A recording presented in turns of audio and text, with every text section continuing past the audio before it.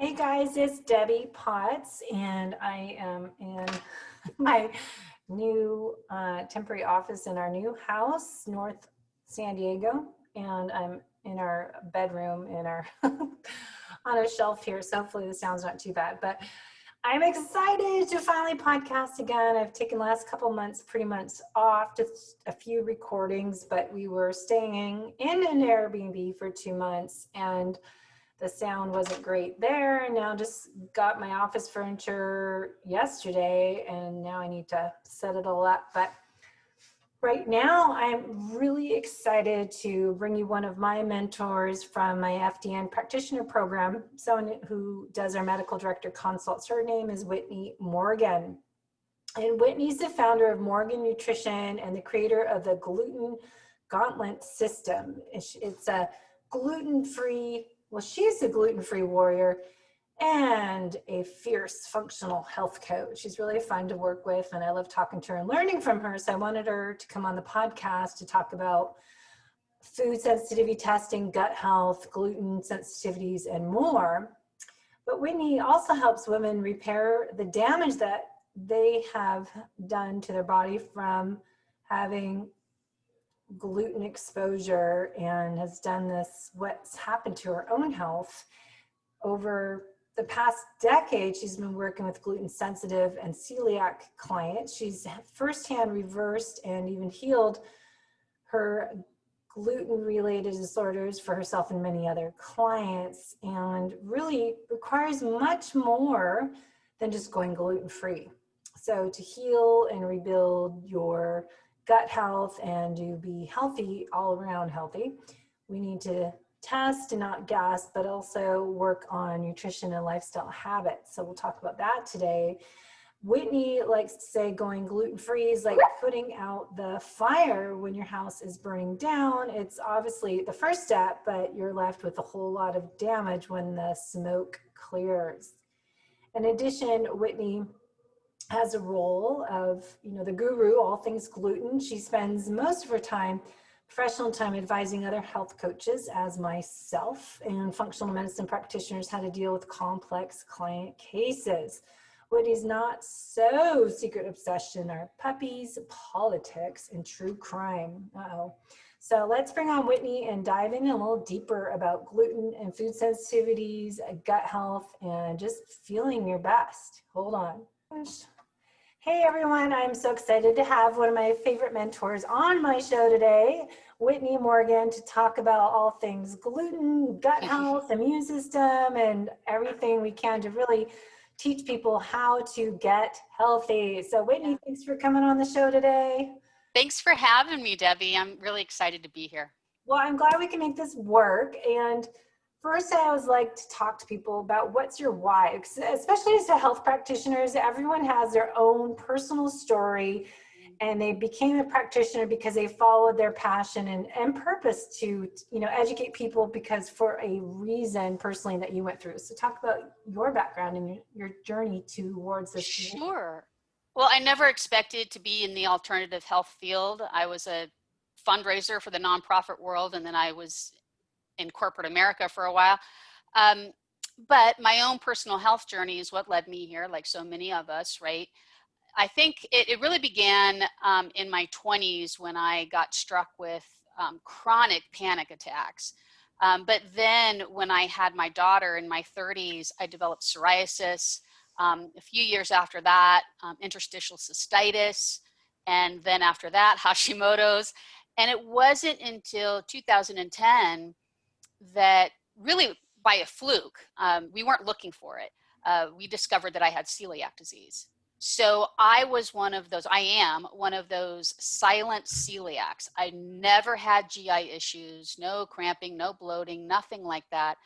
All of my symptomology, well, my primary symptomology was neurological. It was the panic, right? And then I started developing autoimmune diseases. So I'd collected 3 of them before I found out about the original autoimmune disease, right? My celiac disease. So that's really what just kind of catapulted me down this rabbit hole of alternative healing.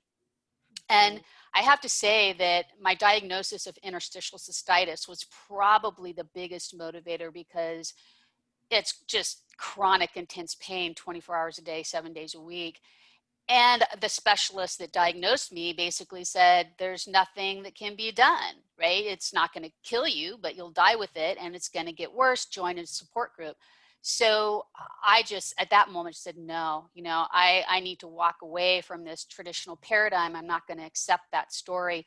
And that's when I started devoting my time to self-study of herbs and diets, therapeutic diets, naturopathy, and then I started acupuncture school. And I actually got my celiac diagnosis when I was in acupuncture school. So I was already kind of rooted in an alternative mindset by the time I got my celiac diagnosis. And then I just started putting all the pieces of the puzzle together and reverse engineering, right, my evolution of this health history, and it all made sense. So I'm super passionate about autoimmune diseases in general.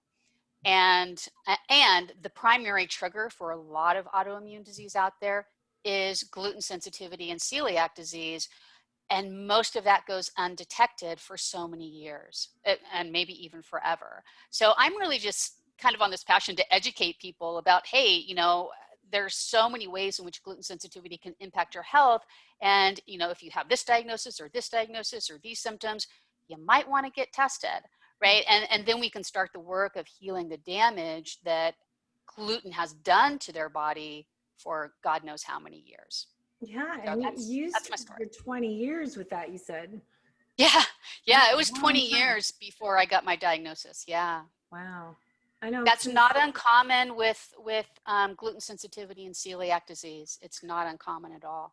So what are some common symptoms that people, 'cause, a lot of our listeners are endurance athletes, and, I'm trying to focus on teaching them how to get healthy, be fit and healthy on the inside. And I think a lot of athletes just exercise to get healthy, and they don't take care of the other part of really optimizing their health from the inside out. Right. So they might be ignoring, I think a lot of people, athlete or not, ignore these symptoms that I want you to share, because I think they think they're the normal, that's just how I am.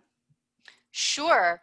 Well, obviously there are the traditional recognized symptoms of GI distress, right? Anytime there's gas, bloating, indigestion, chronic constipation, chronic diarrhea, anything like that, IBS, SIBO, those kinds of health issues, that's a big red flag for gluten sensitivity and celiac disease. But beyond that, like I said, panic attacks, anxiety, depression, learning disabilities, ADD, ADHD, sensory disorders, any sort of mood disorder, even schizophrenia. So in terms of neurological stuff, it really runs the gamut of the possible symptoms. And then skin issues are a big red flag. So eczema, psoriasis, unexplained like atopic dermatitis. Some people get those little bumps on the back of the arms. We call them chicken skin. That's also another sign. So a lot of skin issues. And then you've got like joint pain, muscle wasting, or the inability to grow muscle or maintain muscle mass can be a sign. So can stubborn weight gain. I mean, how many times have you worked with clients who they think they're doing everything right, and they've got their diet on track, and they're exercising like crazy, and the weight's not falling off? Yeah, right. most people. Sometimes, yeah, exactly.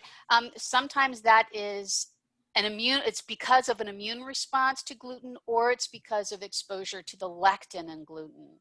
So it does so much systemic damage. And then even beyond that, things like any autoimmune disease, right? So anytime someone has Hashimoto's or scleroderma or rheumatoid arthritis or psoriasis, any autoimmune diagnosis should be a red flag for an underlying gluten issue. And then neurological things that happen in the periphery, right? So pins and needles, any numbness in the extremities, and like I said, any joint pain.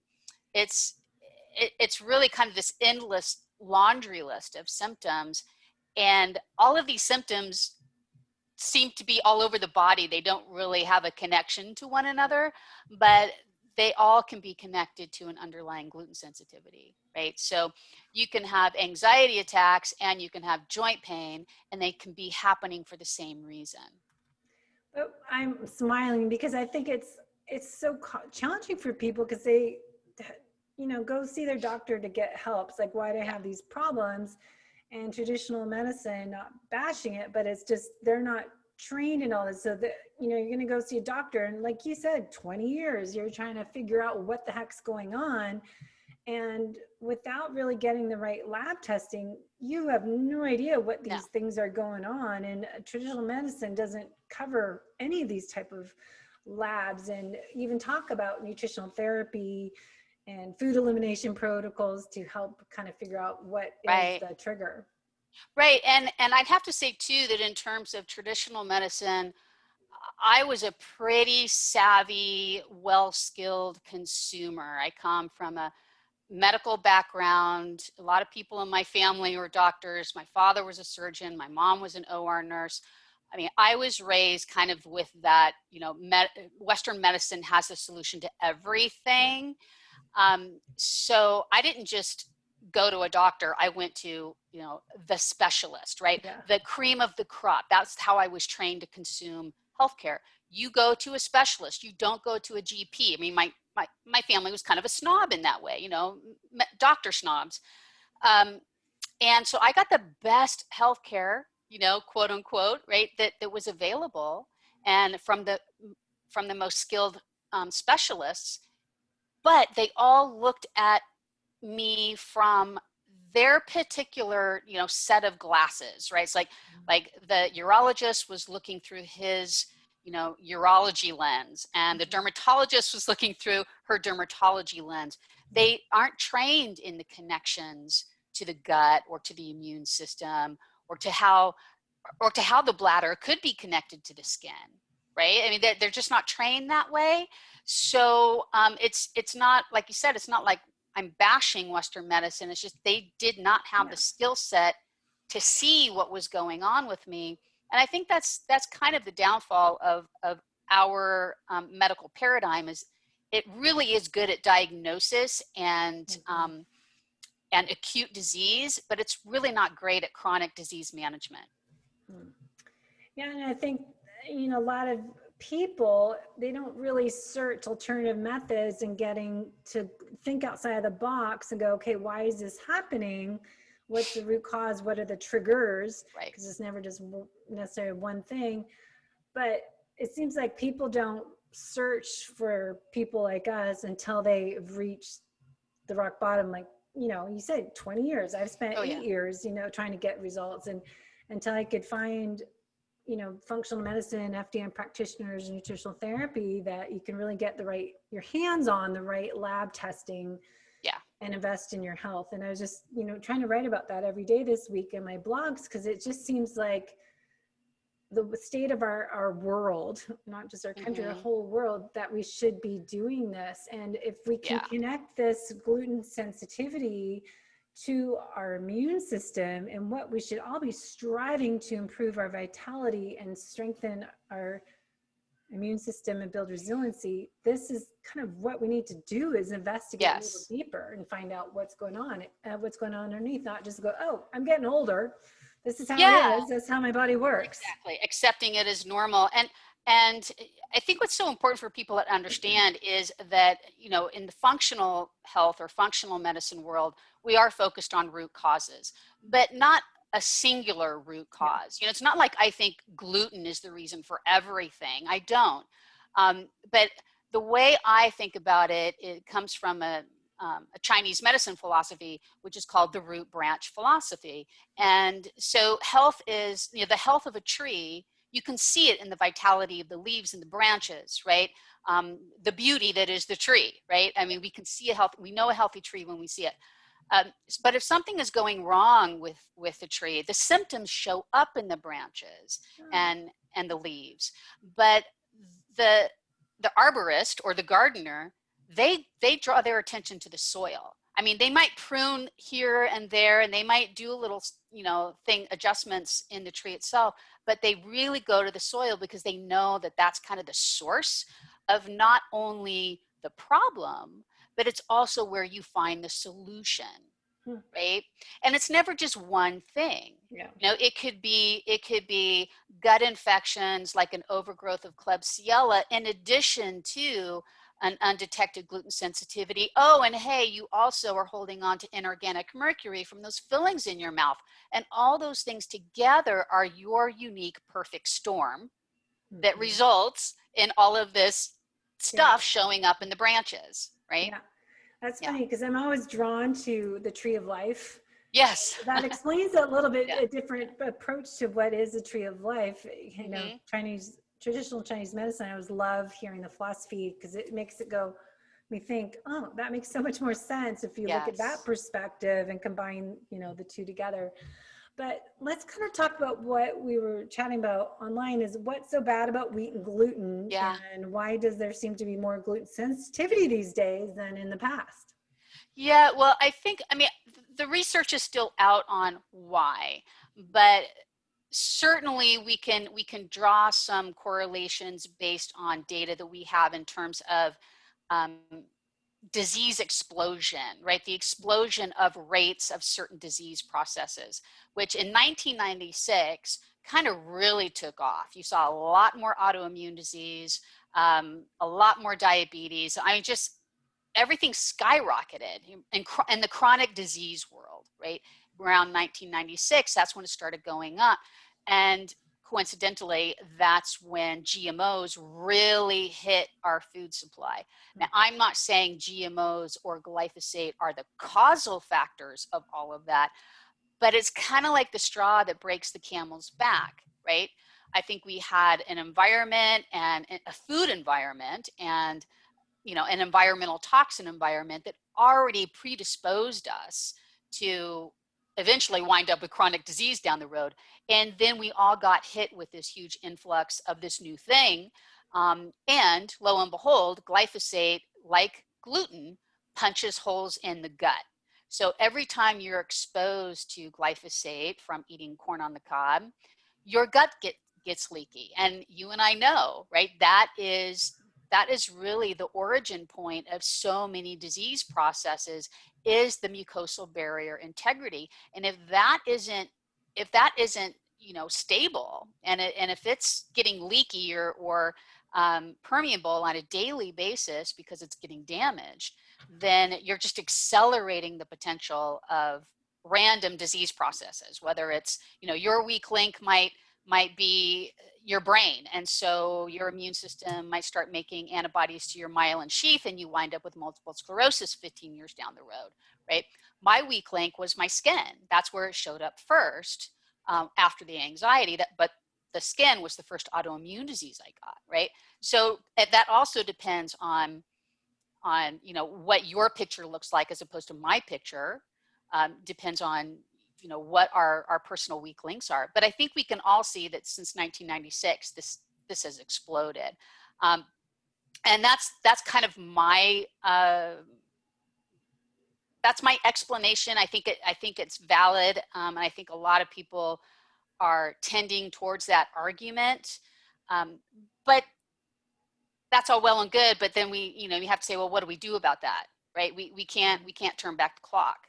So what we need to do about it is heal the damage that is done and recognize that we have to do our best to eliminate our exposure, not only to the glyphosate, but to all the other things that predisposed us to being vulnerable to that in the first place. Mm-hmm. So it's not just gluten, like everyone just get gluten-free food and avoid gluten and you're going to be perfect. Absolutely not. And absolutely not. In fact, that's rarely the case. And to add insult to injury, glyphosate is used to flash dry wheat crops. So even if it's not used during the growing process, it's used during the harvesting process. So all the wheat that you're consuming in the US has glyphosate on it.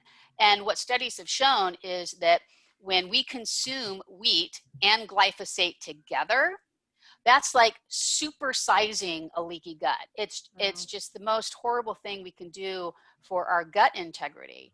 But wheat also has changed quite a bit, over the last several decades, and to become more intense. The gluten aspects of wheat make up more of the wheat protein, right, than it did in ancient grains or earlier grains. But gluten is still gluten. Wheat germ agglutinin, the lectin, is still the same, structurally speaking, to the immune system, and they've always been very detrimental. Particularly wheat germ agglutinin. I mean, if you're an athlete, or if you're just someone who exercises because, hey, you want to lose weight and you want to be healthier, the worst thing you can do is consume anything with wheat germ agglutinin in it, because it will disrupt your performance, your muscle mass, your endocrine signaling, everything.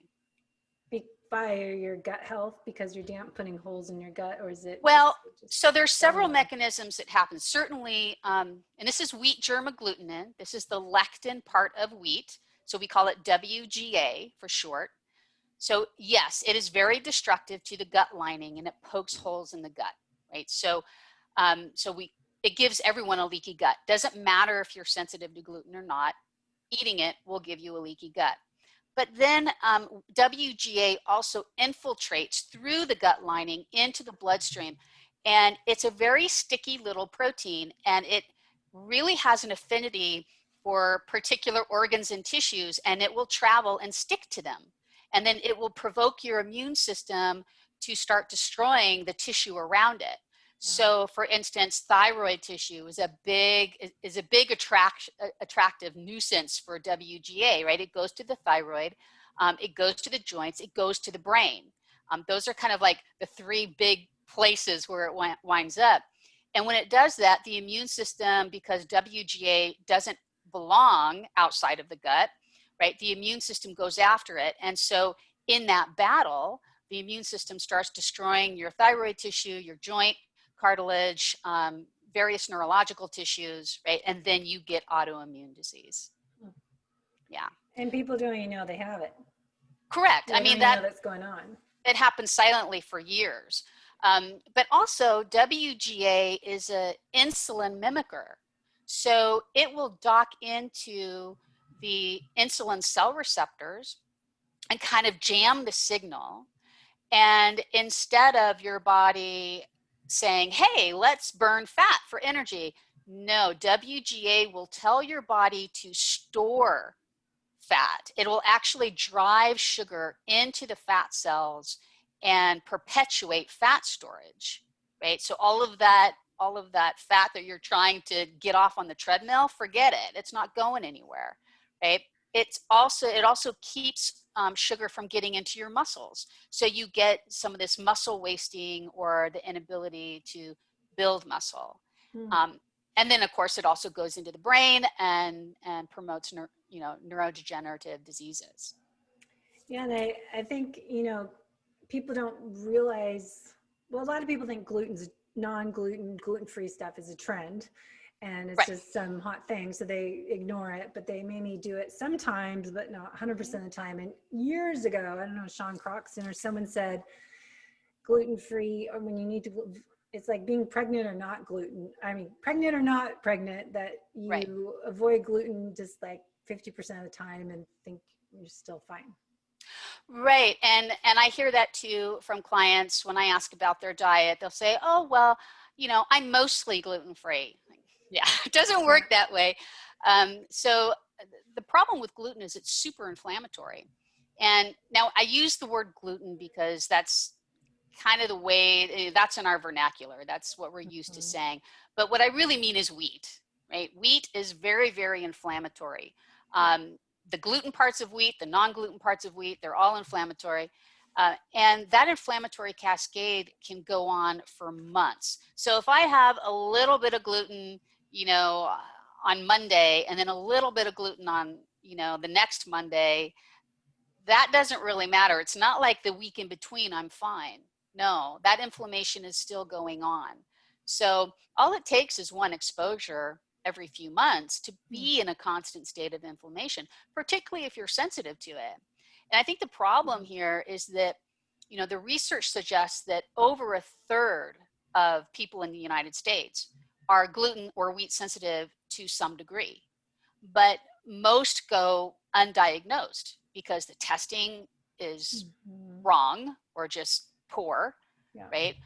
Or their symptoms aren't correlated with that, and so they never get tested in the first place because traditional medicine doesn't recognize Testing. anything outside of the GI tract as a symptom of gluten sensitivity. That's kind of sad because Yeah. there's not many symptoms inside, and they wouldn't even know that there is leaky gut in Western medicine, right? I mean, what are they even testing, or they don't probably associate anything with it then?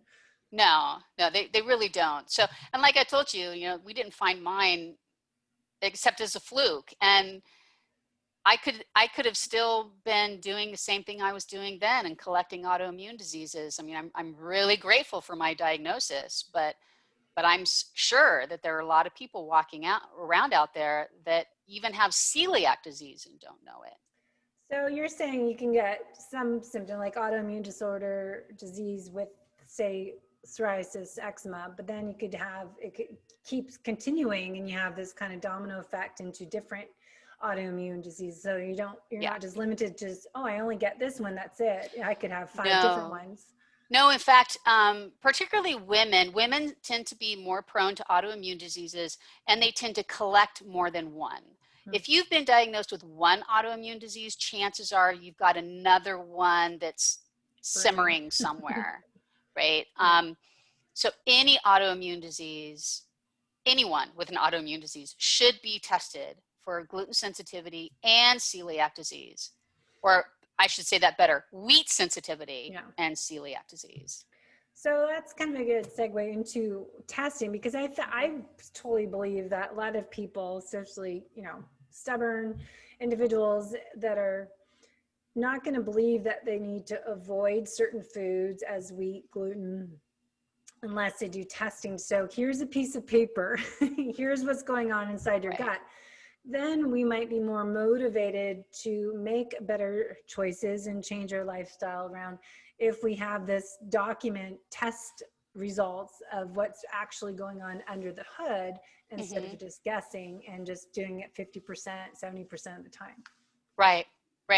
And if someone goes to their regular doctor and says, hey, I just listened to this podcast and I've got all these symptoms and I think I need to get tested for gluten sensitivity, that doc is probably going to run a celiac blood test, because everything in traditional medicine around gluten is driven by the celiac population. So a celiac blood test is going to test you for an immune response to one peptide of gluten, just one. And then it'll test you for a couple of enzymes like transglutaminase 2, endomyocele, something like that. These are enzymes that the immune system reacts to specifically when there's an autoimmune process going on with the gut. And that's the thing. Celiac disease is caused by gluten, but the disease itself is an autoimmune process located in the gut. Okay. So when they're running a quote unquote gluten sensitivity test, they're actually running a celiac panel, which is looking for the autoimmune process in the gut. It's not looking for gluten sensitivity or wheat sensitivity. And there are so many more peptides to gluten, and there's so many non-gluten parts of wheat, like wheat germ agglutinin, that the immune system can be super reactive to, but that's never going to show up on a traditional celiac panel because they're not looking for that. That's not how they're trained. So I recommend Vibrant Wellness testing, something called the Wheat Zoomer. That is the most comprehensive wheat sensitivity, gluten sensitivity, and it has a celiac panel on it. It covers all the bases. It does everything. And it's a peptide-based test. So it's tested. What that means is it's looking at all of the smallest little parts of wheat and gluten and testing them each specifically to see how your immune system reacts to it. So it has the greatest sensitivity and the greatest specificity of any gluten test on the market, hands down. And it's the best, it's the most reasonably priced too, of all of the specialized functional labs that you and I are familiar with. The Wheat Zoomer, hands down, is the most economical.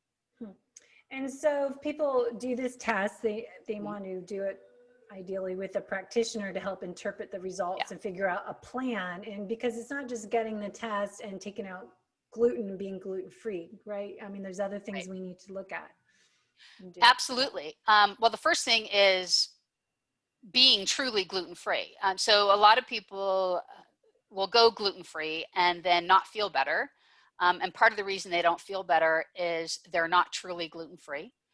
They're still living in a house where other people are consuming gluten. They're getting cross-contaminated. They're going out to dinner every once in a while. They're getting contaminated in a restaurant. And like we were talking about, all it takes is an occasional exposure, and whatever disease processes or inflammatory processes you've got going on are going to continue. So what happens in my practice is I'll have someone who comes to me and says, I've been gluten-free for 5 years and I'm so careful, I'm so diligent, and they're in theory doing everything right. And then we test them and we see that they're still being exposed. 9 times out of 10, it's because the people in their house are still eating gluten. It's still coming into the kitchen, right? Or it's still in their makeup. They're still using the same makeup, and they're putting, wheat-based products on their face every day. So there's a lot of different ways you can get exposed, but usually it's a home exposure on a consistent basis. So that's when we have to kind of dive down and get the entire home completely gluten-free. Then you have a chance to truly be gluten-free. But the other reason why some people aren't gluten-free or they don't feel better on a gluten-free diet is because there are other non-gluten foods that cross-react with gluten that the immune system can mistake for gluten. So I can be successful at eliminating gluten from my life, but if my immune system thinks corn is the same as gluten, and I'm still eating corn on my gluten-free diet, then I'm still going to have my Hashimoto's. I'm still going to have my psoriasis. I'm still going to have the inflammation because my immune system mistakes them for the same thing. And then what else cross reacts with gluten is Dairy, cow dairy, rice, corn, millet, baker's yeast and brewer's yeast, and to a certain extent, oats. So yeah, pretty much eliminate Yes. all that stuff. But the cow dairy, because I think it's hard not to do any dairy at all. But you have to test and see how you feel. But I find like goat or sheep cheese I can do, but cow dairy try to avoid. Yeah. The raw dairy, the pasteurized dairy, especially. Absolutely. But I think it's a struggle for people. Again, they don't know, and it's hard to be disciplined if you don't have, as I said before, the evidence. Doing your own lab testing, really investigate a little bit deeper what's going on, because to be disciplined, I think to take out all these corn and all these things we're talking about, it's like, okay, how are you going to do it? Stick with it and be motivated to stay with that as your the new lifestyle and eating habits. Right. So the testing you were talking about earlier about doing, the whole household. I find a lot of times when I work with clients, really to make it sustainable the way they're eating and their food they choose to eat, that the whole household, the family should be eating this way and not feel like it's a diet. And I think that's a big change, and making it a new positive mindset when you remove these foods and start paying attention how you feel afterwards and how much more energy you have and satisfied, you're not bloated and gas and all these side effects. I think, what are some strategies you find working with clients to help them do this as a family and be motivated to stick with it as a new lifestyle eating habit long term? Yeah, well, it's one of the hardest things that people struggle with is getting their entire family on board with this kind of a dietary shift. But one motivating thing, particularly if parents, particularly if there's children involved, is that gluten sensitivity tends to run in families. So I usually work with women, and if the mom is gluten sensitive, most likely the kids are too. It might not be showing up in the same way, but it will show up eventually. So, and a lot of really nasty things can happen when kids are gluten sensitive and they continue to consume it, like type 1 diabetes, right? Learning disabilities, sensory disorders, all kinds of things. So that can be a very motivating factor for parents. But I actually developed a mini course that covers this entirely. It basically just teaches people how to establish a gluten-free house. And the first lesson in my course is all about getting people on board. How do you go about having those conversations? How do you go about making compromises and still keeping yourself safe? You know, what are the strategies? And that, because that is the biggest challenge for most people, is getting that support initially. Once you get family members on board, the rest is really easy, because there's really nothing you can't have. I mean, there's nothing you can't recreate, right? Yeah. Comfort food wise, it's actually pretty easy to live a gluten-free life. It mostly is a mindset issue. There's this idea that there's going to be deprivation, but that's really not the case. So I recommend if any of your listeners are interested, they can take a look at my course. And I know we're going to talk about that because that's part of the gift that I have for your well, crew. why don't you just share that now while we're on it? So we'll put all the links in the show Yeah. notes. We'll talk about what your program is and the gift we're giving to everyone. Yeah, well, my course, it's an online course. It's got 5 lessons. The cool thing, though, is that during each lesson, enrollees have the chance to talk to me. They can ask me questions. So we have like this instant message thing in a private portal. So they do get some access, and I can help them troubleshoot.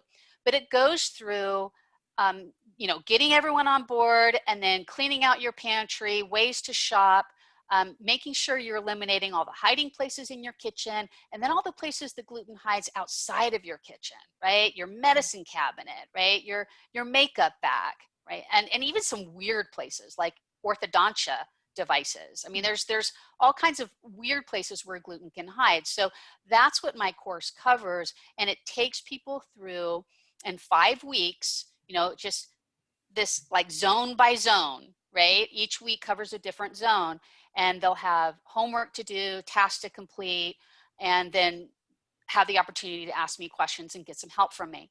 The course is designed to take 5 weeks, but you can binge it. You can go through it as much as you want. There's a lot of resources that you can print and kind of have, you know, to come back to. And it costs $127. It's super reasonable. And for your crew, I'm going to offer a promotional code that gives them $50 off. Yep.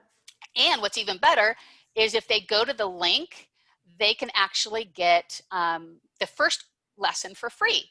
So they can just kind of dabble their toes in the water, check it out, see if they like it. And then if they want to upgrade to the rest of the course, they can still use that promotion code. Awesome. So make sure you guys go below the podcast and click on the links in the show notes so we can take advantage of it. Especially, I think everyone this year, 2020, has been probably not eating as ideal as they should be, and really working on their nutrition and lifestyle habits to be healthy. Mm-hmm. And I think gluten is you know, you look at what people are buying at the stores and what people are eating, they're like, you know, I fell off the wagon, I'm not taking care of myself as well, I just at home all day working, and they're eating more. So I think it's a great opportunity right now to start taking care of yourself. And as I keep saying, taking ownership of your health and being responsible, because I just always think it's funny how many people think, oh, I can't spend that money on myself, but then they'll go drop how much money on, you know, their car or a new bike, or, you know, athletes spending money on their equipment. But you say, okay, I want to spend this much money on a lab test and coaching. They're like, oh, that's too much for me. I'm like, okay, what's more important, your health or, you know, your bicycle or your car? So right. Well, you know, I think pay now or pay later, right? So invest in your health now, or you may pay for it in diagnosis later. Yeah. That is really much more complicated to deal with. So. And so talk about, in our last little bit here, I want to dive into a little bit more on the Vibrant Wellness. We talked about the wheat zoomer, but there's other zoomers and a food sensitivity test. Can you talk a little bit about that? Because I know we in FDN as practitioners, we choose from different labs, and this is always a good one. And you use this with your clients. So it's not just you know, finding these hidden internal stressors that are sources of chronic stress, but just not just looking at the wheat gluten, but the cross-reactive ones as well. Yeah, I'll run, they have a dairy zoomer and a corn zoomer and a grain zoomer. And so I will run all those 3 labs plus a wheat zoomer on every client. So I'm looking at the cross-reactive potentials in addition to their wheat and gluten sensitivity levels. And the nice thing about these tests is that just like the wheat zoomer, they're all at the level of the peptide. And what that really means is that they take this whole food and they break it down into all of the peptides, and that's what they're testing your immune response to. Because the thing is that when we're looking, most food sensitivity panels out there are testing for your reaction to the whole food, right? Just corn in general, the whole protein. But in theory, that should never come into contact with your immune system. If you have a reaction to the whole protein of corn, that tells us more about your digestion and your leaky gut than anything else. It tells us you're not breaking down your food and that these undigested proteins are getting through your gut because your gut's leaky, and then your immune system is getting aggravated and making antibodies. But what really, where the gold of the information really is looking at how your immune system is responding to these peptides. Because what I see in my practice is that you can take just a general food sensitivity panel and come up negative to rice, to corn, to dairy, but then you take the zoomers and it lights up like a Christmas tree, because you can be negative to the whole food, but you can be positive to the peptides of those food. And that's what we really want to know, because that's what starts all of this inflammatory process and progression towards autoimmunity and, you know, cognitive diseases and all of that, right? So that's where we focus, is looking at the peptide sensitivity. And that's probably the most important area to start, because even if I do a gut test and find all these different pathogens and bacteria imbalances, and then I start doing a gut restoration program, well, if I keep eating those foods that keep destroying my gut by putting holes in them, Right. I'm taking 1 step forward, 2 steps back, and really never making progress. Absolutely. I mean, I talk to clients about this all the time. Say, you know, I mean, how many times have you talked to clients about their personal story and you've seen the long list of supplements that they've tried, right? The hundreds and hundreds of dollars they've spent on a variety of different supplements over the years. Well, if they're continuing to eat things that are inflaming their gut, breaking down the gut lining, aggravating the immune system, it doesn't matter what supplements you're taking. That's just, you know, you're just flushing money down the toilet. Mm-hmm. You need the data. The most important thing about healing is eliminating the triggers. That's the most important step. That's the step that most people skip. They go to Google and they say, you know, migraines, you know, and they get a list of herbs or supplements for migraines. I'm not saying that won't help, but why do you have the migraines in the first place, right? And by the way, migraines is also a very common symptom of gluten sensitivity. So, you know, so the trigger, don't you want to get to the trigger and get rid of it? I can't remember who it is that uses this analogy. It might be Chris Kresser, but he says, you know, if you've got a big rock in your shoe and you're walking around and, right, it's painful, are you just going to keep popping ibuprofen all day? No, you're going to take your shoe off. You're going to take the rock out, right? That's what we're talking about here.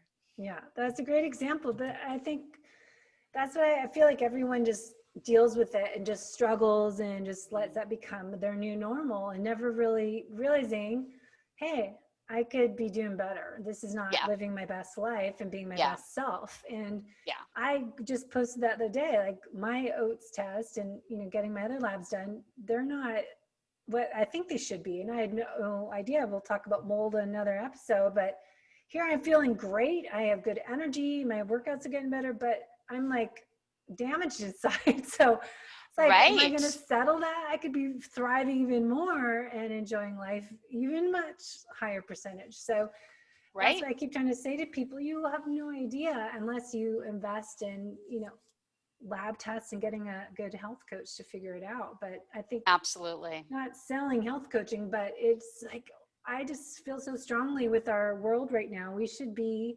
doing something to get healthy, and your immune system start with working on your gut health, and how do you improve Absolutely. your gut health is getting these type of Zoomers done to really identify what your triggers are. Yep. I think it's very important for all of us to look at not only the foods we eat, but what's the state of our microbiome, running a gut test so that we can see what bacteria and parasites and yeast and all that kind of stuff is going on, right? Are we holding on to toxins and heavy metals, or, you know, and some of those are mycotoxins? Because even if all of that stuff, even if we feel awesome, right? Yeah. That's now. We feel awesome now, right? But symptoms don't show up until there's a certain level of damage and dysfunction at the level of the tissue, right? Then once the damage progresses past a certain point, then the symptoms show up. But at the first symptom, that's not when the problem starts. The problem started years before that, Yeah. right? So that's why it's so important, yeah, to do these tests when you feel good. That's the perfect time.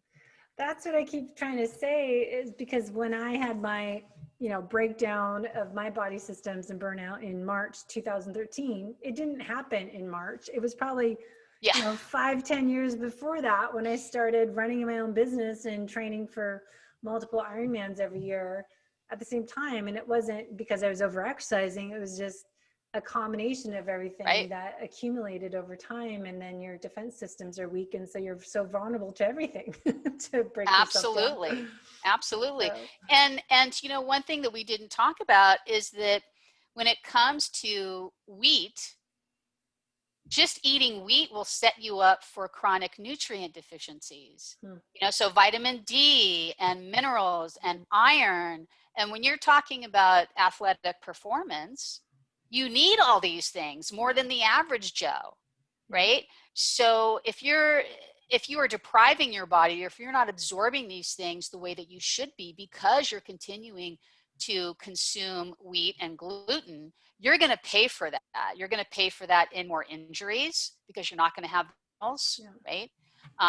You're going to pay for that in inflammation. You're going to pay for that getting sick because you're not going to have the vitamin D, and you're going to be fatigued because you're going to be low on iron, right? So it's all this domino effect. Yep.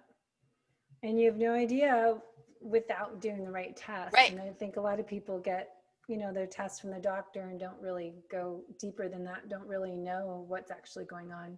Yeah, absolutely. And just struggle. So let's put everything in the show notes. What you've got going on in January is your wheat program. Anything else going on this fall for you, and wrapping up the year? Just well, I actually just launched a new program around the thyroid. So I've got a thyroid reboot program. And that really came out of so many of my clients have Hashimoto's and hypothyroidism.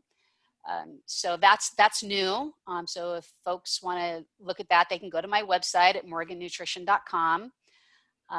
But other than that, I am just, I'm spreading the word. I'm going to be working on a group program, like you said, coming up in the wintertime, hopefully. So, if you follow me on Instagram or you get on my mailing list, you'll get a heads up when I have a group program available. And that's great for some people who, they really want to do the work, but they can't afford the price tag that comes along with being a private one-on-one client. So to be able to spend a little less money and work with a group and get the support of a group, that can be super beneficial for a lot of folks. Yeah, I know.